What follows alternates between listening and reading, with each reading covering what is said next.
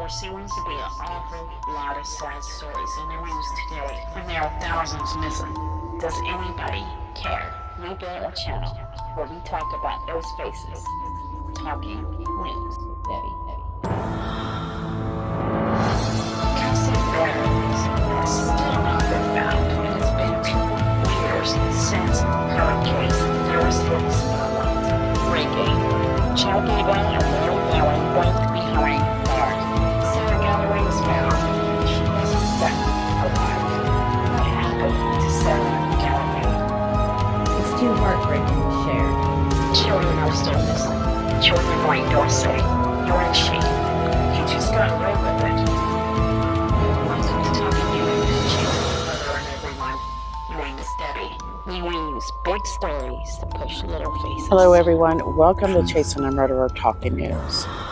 Before we get started, I would like to ask for you to hit the subscribe button, hit the like button, and make sure that you comment your thoughts below. People love reading your comments. So today we do have a Lori Vallow update to talk about. But before I get started on this new update pertaining to Lori Vallow, I want to answer a question a family member asked me once.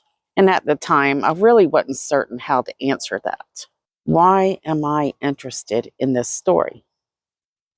Well, one of my main answers is because I want to see justice for all the victims. Simple and to the point. But there's more reasons. When this story first broke several years ago, Adam Herbert and reporters like Justin Lum, a few others, they broke this case. Nate Eaton joined in just after the holidays. And they knew that this story was going to be big. Many of us read through these articles and listened to the stories. But we also realized that something didn't add up. And as time went on, Lori Vallow was at one point a person of interest, attached to the two missing children, Tylee and JJ. And that is her own flesh and blood. As we dug deeper, we noticed that this woman had a long history of hate and drama surrounding her.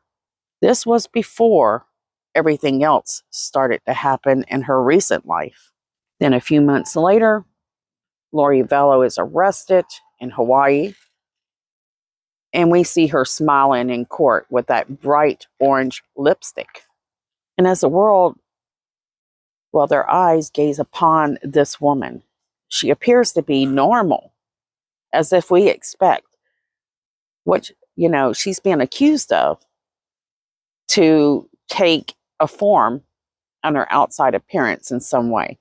Media said this was a great mom until it wasn't long after this that this discovery of the kids,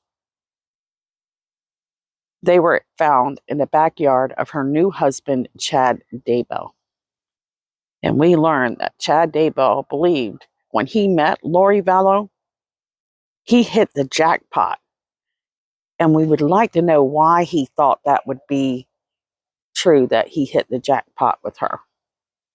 Not only had he hit the jackpot, he won the woman of his dreams. So for some unknown reason, he believes that Lori is loaded. Is it because she has told him something? Because we know that she likes to brag about her past and what she has. Or was it something he knew was coming, that she was gaining a lump sum of money?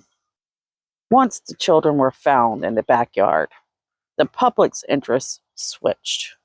No longer, were they wondering where JJ and Tylee were. A lot of people were wanting to know, out of these two, who was the leader, who was at fault for how these kids ended up.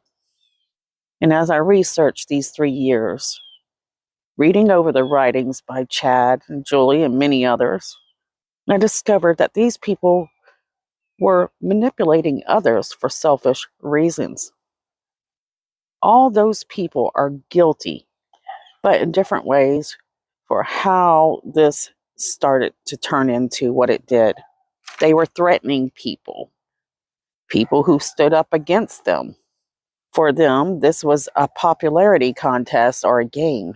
In this circle of Chad Daybell and Lori Vallow, none of these people were victims. They were selfish, evil persons moved by their own sick motivations. While the innocent children sit in an ice cold room for years alone, still not laid to rest, the focus is actually waiting for trial to start. You watch these two people, to be nice, Chad and Lori, smile in a courtroom, show no remorse or concern for the loss of lives surrounding them, still believing that they have a chance to escape the justice by using distraction, loopholes, and the law and other things like the fantastic visions they have, even God. So here's what I do know, that God that we know through every religion known to man doesn't support what happened to these children, and it doesn't support the pain that these families went through and still going through. In fact, for these family, end days would be a picnic compared to the chaos these two selfish individuals cause to these families. Like most of you who follow this case, I am tired of the games. I am tired of the distractions, tired of the lies, tired of the sorrows they cause. And for those of you who are waiting to see some sign of remorse, well, I'm afraid you'll never see that in your lifetime. But I am tired most of all of the lack of justice for every single person marked dark in these two, their path. I am certain that people like Brandon Boudreaux, Kay Woodcock, Heather Daybell, and many others could have been next if these two were not taking off the streets. I know that I see, and I know perhaps you see, that these families are struggling, and I wish that I could help them. There are media lies that sometimes concern me. There are some that they want to make one of these two out to be a victim. And I say the only victims of this case are not Lori and Chad. It is the people crying themselves to sleep at night, the people whose lives that are changed forever, families torn apart, missing links, and dealing with emotional destruction. And I think you guys are with me. I think we want to see fair justice for these families and friends. Lori Vallow and Chad Daybell are equally guilty. And in my opinion, people like Julie Rowe should be ashamed in their part that they played in this disastrous recipe that they were creating. It was just recently I seen Julie upset, and we'll talk about this later, and she was threatening people again. So my focus or my heart remains to be for Joseph Ryan, Charles Vallow, Brandon Boudreaux, Tylee, JJ, and anyone else. Let's not forget Tammy Daybell, who were marked dark in this case. I will not say any names, but I have researched this case enough to say that there's still people attached to this circle that are just trying to gain sympathy, make themselves a victim, instead of raise the concerns and these acts that these two evil people done. It makes sense to me that they got along with Lori. That's all I got to say. Then you have the closest friends and families who enabled these two by supporting their crazy ideas, even if they didn't realize it. But now, you know it. There's no excuse to continue to, support them. And we need to talk about the fact that there's no excuse. I had to write it down this time because when I get emotional on something, I'll lose myself and just start jabbering on and on and on. So we know that Lori and Chad Daybell, they continue their disastrous ways, even behind bars, making life difficult unless they get their way. Something people who know them know that they do daily, whether they admit it or not. We know that Lori Vallow has been deemed incompetent once, and you can check out my earlier videos to get more details on that. And now, just a month ago, she was being reviewed to see if she was competent or not again. Trial was set for January of 2023. Finally, justice was just around the corner. It would be the perfect start to the new year. But here we go again. She was being evaluated for her competency, which we know could take at least 30 to 60 days. Specialists over mental illness say that this would probably be a common thing to see in a case like this, and that now that she's been deemed competent to proceed, that's the update, that this can continue even up until trial and even through trial. But no, no matter how long that they try to stall it, it's not going to stop the final verdict. And a lot of people are concerned if we know she's facing the death penalty. Could this competency issue that keeps coming up time and time again, can it interfere with them carrying out the sentence? Some specialists are saying yes, it can. A lot of people believe that Lori knows exactly what she did. There are some that question if she knows just how devastating these events that she allegedly took part in, how horrific they really are. And does her mental state have something to do with it? Well, that's something a lot of people, they do want to know the facts about her mental status. But she definitely is mentally capable of knowing right from wrong and knowing the laws. She knows that the laws of this country do not allow for people to take into their own hands the fate of the future, much less deciding who lives and who doesn't. So let's say that she believes in these voices or whatever. She also is aware of the laws, and so is Chad Daybell. So what's up with Chad Daybell wanting to actually go to trial as a single defendant? That raises enough questions on its own. But when Mr. Pryor always addresses Lori Daybell as Lori Vallow, well, those question marks pop all over the place. A lot of people questioning whether or not Chad Daybell has regrets of ever meeting her, marrying her. But maybe it's not that. Maybe it's just they're going to go a different route and try to point the fingers at Lori and her brother. Can't forget about Alex Cox, who died back in December of 2019, supposedly of natural causes. No doubt in my mind that police, they have a lot more evidence pointing towards Chad Daybell than what we've seen. Let's not forget the fact that investigators pretty much, when they knocked on their door in November of 2019, caught Chad Daybell lying blatantly to investigators. He didn't have his wife's phone number. He was just friends with Alex.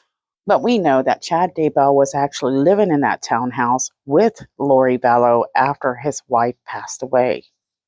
So there's a lot of crazy things going on with this case, and they're going to continue. At least that's what I expect. I can't imagine what you guys think. Don't forget to drop that in the comments below. So before I close out, I want to share that one of our missing kids that we covered for just a little bit because police didn't really want for us to cover this story simply because it was an active investigation. I think they knew that they had to be careful and tread lightly. Michael Vaughn, aka Monkey, is a case coming out of Fruitland.